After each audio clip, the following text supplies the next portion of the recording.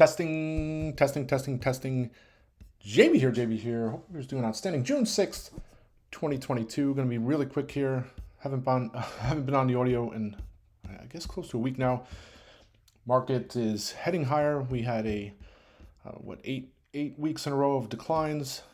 Reversed that the previous week, and then back to sell-off mode last week with Friday's session erasing the modest gains we had going into Friday. The jobs report came out better than expected on Friday. People were kind of selling the news as thoughts of maybe the Fed not being as hawkish as they've planning to be in regards to raising rates in June, July, and September. Maybe they thought the jobs report, if it was weaker than expected, the Fed would kind of pare back on some of those expectations in regards to raising rates. That was not the case. So market sold off on Friday, and here we are in bounce mode. I put on the watch list. I think that 410 spot on the SPY has been strong. Support, you flip it around, you look at the resistance, and I think if we get to 420, maybe we get over 420, that maybe we have a little squeeze to 425, 427 or so on the SPY. So that's kind of what I'm looking at this week. A couple individual names I want to talk about. Obviously, Sage, which they had some positive data last week. I went and got some June strikes, able to lock some of those in to cover costs. And if you take a look, so Biogen, if hang on a second.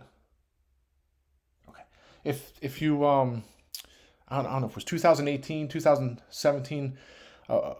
Sage was coming out with a postpartum depression solution, right? Pretty much their business model is, let's see if I can find the exact quote, but similar to Biogen, they take care of issues with, let's see if I have it up here. Hang on a second. Like neurological issues, depression, things like that. So Biogen is kind of in the same class of Sage. So they're pretty much looking to provide solutions for that kind of segment of healthcare, right? So back in 2018, their postpartum depression drug had some strong data. The stock went from like $40 all the way up to $300, or maybe it was $280 or so. And then personal example of where the market's kind of intertwined with your personal life. But my wife is pregnant, she has a kid, and she has postpartum depression. So when you see that firsthand, you kind of get an idea of what possible addressable market that drug that Sage is coming out with, or trying to come out with, what it could provide. And there's no over-the-counter or prescription-based solution for postpartum depression right now, so that would be the first to market. Then, I think it was 2019, 2020, there were some issues with some of the data. The stock tanked. It sold off maybe into the 80 range, and then Biogen came out and announced they're acquiring a stake. I think it was $600 million stake. They were also giving Sage a $400 million upfront payment, and then they were going to give them $1.6 billion in milestone payments. So if the drug gets approved and sales continue, then they're looking at being able to, they're going to pay Sage, and this is going to be a collaboration, a partnership. So they'll share revenues, things like that. So to me, you take a look at right now, Sage just had positive data last week. This stock is $1.6 billion, or not, actually now I think the market cap's $2.1 billion or so. So why would Biogen not just buy the rest of their stake? The initial stake they bought was at $104 a share. So if they thought that Sage was such a great opportunity at $104 a share, why would they not even think it's even more so of an opportunity down here in the 30s, where they can acquire the rest of their stake, not have to worry about, acquire the rest of the company, not have to worry about those milestone payments, which could total $1.6 billion. So it's almost like just front pay those milestone payments, acquire the company, and reap 100% of the revenues and profits, as opposed to having to worry about being on the hook for that. Of course, there's risks, right? So who knows if if their drug will get approved or if there'll be sales. But that's the biotech world. So I think you have to, if you're confident at $104 a share and paying $400 million up front and that stake, why would you not be even more comfortable now with the stock down at these levels? So that's kind of my thought process. I'm not saying that Biogen is going to come and buy them out. I think Biogen has $4.5 billion in cash, but they also have debt, $7 or $8 billion in debt. So, they can swing it.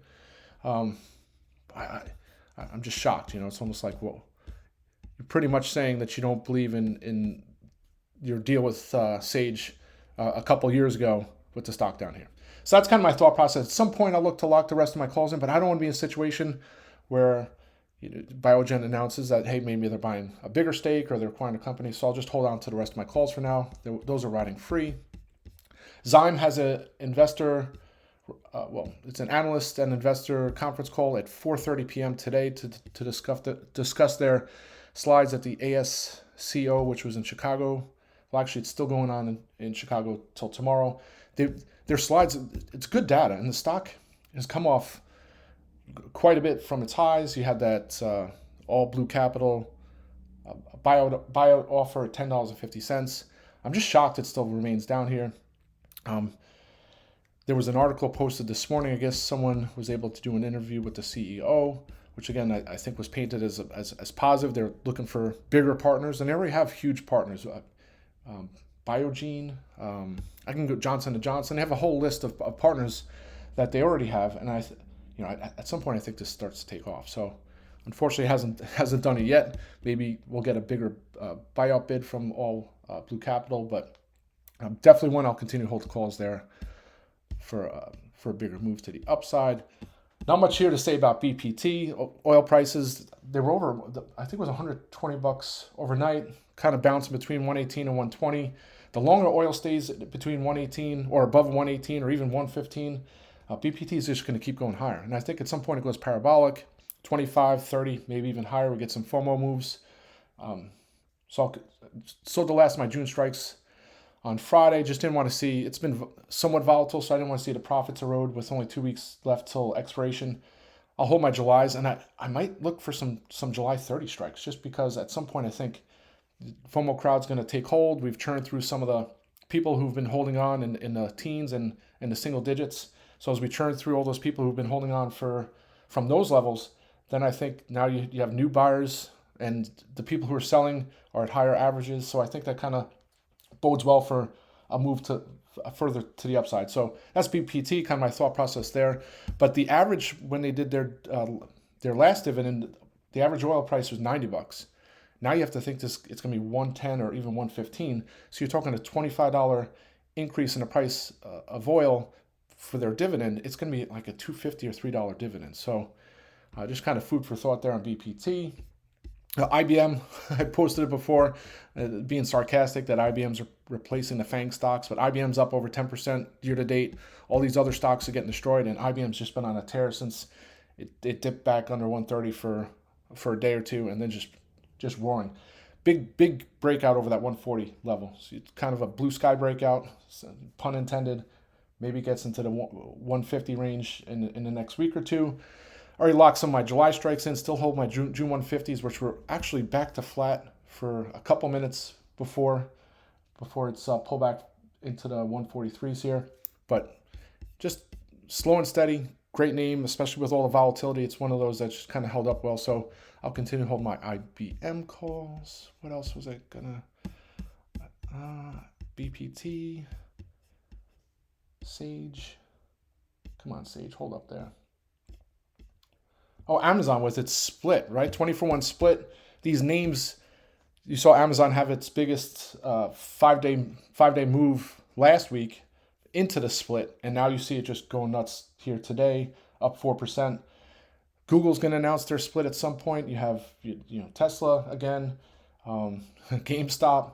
So all these names, you have to think there's going to be a way to play those. So Google might be the next one to play once the shareholders approve the split, and then we kind of get some timing on the date. That could be another name to play into the split and post-split. We have CPI numbers coming out on Friday, so the inflation, the top, I guess you call it, in inflation, that's what everybody's kind of hoping for or looking for. At least that's what I'm looking for. The PCE numbers that came in, which is the Fed's gauge for inflation, came in lower on a month-over-month basis, which kind of maybe people start looking and say, well, maybe we're nearing peak inflation. And then you have that stronger U.S. dollar story. And a lot of articles this weekend, if you, I'm trying to think of where I've seen some of these articles, but talking about how, and I've said this with the small caps, and when you have a strong U.S. dollar, a lot of these multinational companies, it hurts them. And we had Microsoft last week lower their guidance based on currency and forex concerns because the strong US dollar makes their products more expensive and services more expensive abroad. And they're not really the biggest hardware um, company. Well, they do, but it doesn't help them on the reverse side. Whereas some of these smaller companies that don't have as much multinational exposure, so small cap companies, which pretty much are just trying to procure their parts from abroad, it saves them money because they're able to buy more because the dollar's stronger. They can buy more parts and supplies, and then you would hope offset some of the inflation that we are seeing here in the U.S. So strong U.S. dollars is a good thing for inflation.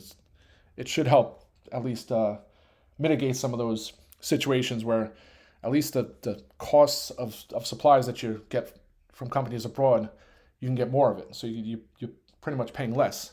So hopefully you can pass some of that off to the consumer. I think that's it. It's 10:40 here. I was looking at Spotify. Big upgrade from Raymond James this morning. Spotify is a name that usually has these outsized moves on catalyst, whether it be an analyst, some kind of news. When Joe Rogan was announced as a podcast, I forget who else. There was another person that they inked for their podcast service, and the stock just went bonkers. I don't think Raymond James is going to spark the stock over 130, 140, but I think there might be an opportunity. So I'll be watching Spotify. Gapped up to 117 and change, all the way back down under 112. Sitting here at 116, maybe it's playable for a move over, maybe over 125 this week. And I think that's it, folks. I'll try and get back on later. Let's have a great day. Rock and roll.